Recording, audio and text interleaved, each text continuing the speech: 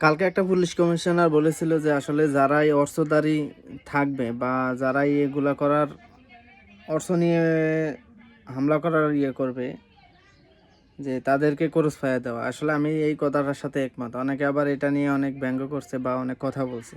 তা আমি এই কারণে একমত যে দেখেন আজকে কিছুদিন যাবত মানে যে যখন থেকে এই 13 তারিখে লকডাউনের কথা হচ্ছে তখন থেকেই বিগত 3-4 দিন আগে থেকে দেখেন এখানে জ্বালাও, এখানে ফোরাও, এখানে গাড়ি জ্বালায় দিতেছে, এখানে ককটেল মারতেছে।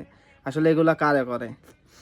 যখন ছাত্রলীগ বা আওয়ামী লীগের কথা বলে তারা বলে যে না আমরা এককালে ফেরেস্তা, যখন অন্য অন্য লোকের কথা বলে তখন তারাও বলে আমরা ফেরেস্তা। আসলে যখন আমার মতে যখন এই 13 তারিখের কথা উঠছে তখন থেকে কিন্তু এই কাজটা করতেছে। তাহলে বুঝেন যে কারা করতেছে।